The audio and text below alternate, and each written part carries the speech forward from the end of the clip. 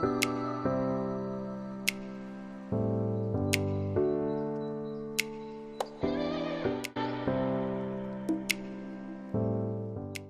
everyone, it's your professional organizer Mariah, and we're back with another video on how to bring more shalom into your home. Today we're going to be talking about tips on how to prepare for birth part 2. Organize time to exercise. If you already have a healthcare provider and a doula, they will definitely be encouraging you to exercise, to move your body, to walk, really get your heart going. And there's a lot of things on YouTube and other websites that are for mommies who are pregnant and are trying to work out, trying to exercise. A lot of those exercises will help strengthen muscles that you will be using during birth, during the laboring part. So really make sure that you are eating well, you are exercising, and you are really taking care of your body, your muscles, your bones. All those things are being affected as you are carrying and growing a little one inside of you. So make sure that you talk to your healthcare provider, you find the best exercises for you during that phase, because it might change throughout your pregnancy. So figure out what works best for you as you're going along in your pregnancy. Another tip is to make a list of the things that you need and the things that the baby will need. So there's a lot of lists that you're going to have to be making during this time. A list for the baby, a list for yourself, maybe the things that you need right now. You might need a pregnancy pillow right now. You might need a certain cushion. If you work at an office that you sit down, you might need a specific cushion that's for you that helps with posture. You might want one of those huge inflatable balls that you can sit on, and that helps with your posture and the weight of the baby on your belly. So really look and research for the things that you need that your body's telling you. You know, if you're feeling a lot of weight and pain in your lower back and stuff like that, you might need a belly band to help you support your pelvis during that time as the baby is altering and switching in your body.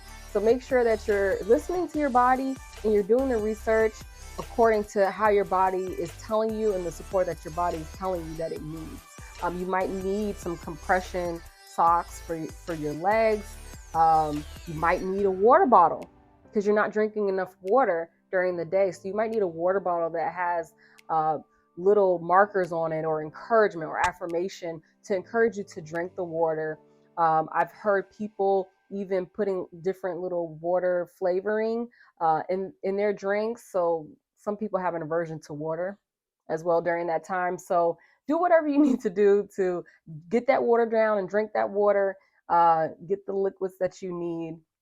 And just remember to listen to your body. So there's a lot of lists that you're going to have to make. Some people have registries. Some people do baby showers, and people are very generous in giving the mother and the baby some items to kind of help out with that initial couple of months with the baby. So make sure that you are creating lists. You know what the lists are for, and you're truly listening to your needs and the needs that your baby may need as well. When they come out, they might have rashes.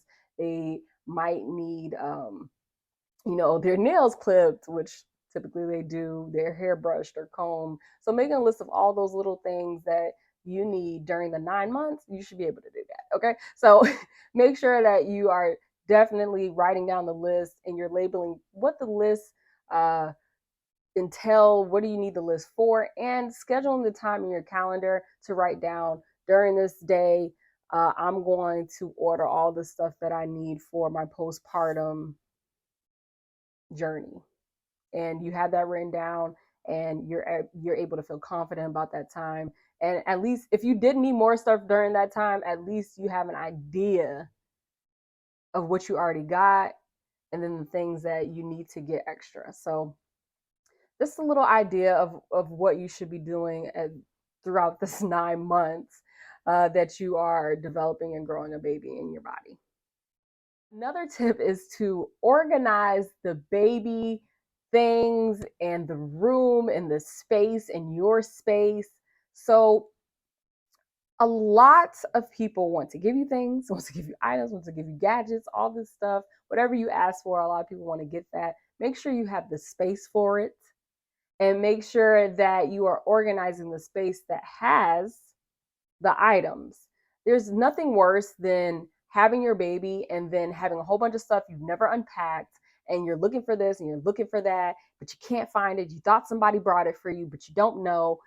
Definitely make sure you take inventory of the things that people have given you or you have gotten. Make sure that you have a space in your home for those things. So don't overbuy and don't over ask for stuff that you don't have space to put in your home or your apartment, wherever you live. And make sure that you are setting intentional spaces for those things: bassinet, the diapers, the bibs, the bottles. Organize your bottle area either in your kitchen or wherever you're going to put it. Your bottle washing station, maybe the cabinet that is right by the sink, and the counter space that's by the sink. That's where the baby washing stuff is. And you have all that thing, the bottles, the racks, the little brush that washes all the bottles and stuff. Make sure you have all those things in one area, one space, easily to access and clean and store and put away. Make sure you have all that stuff set up and ready to go, so when you do come home from the hospital or you're at home when you had the baby, and you have people to help you, they know where everything is, and it's easier to help you and to support you and the baby, because everything is organized and everyone knows where things are. All right, everyone, that wraps it up for how to organize for postpartum part 2. Make sure you like, comment, subscribe to @Living in Shalom on all platforms. And I want you all to remember this one thing: if you're not living in Shalom, you're not living. All right, everyone. I'll see you in the next one. Bye.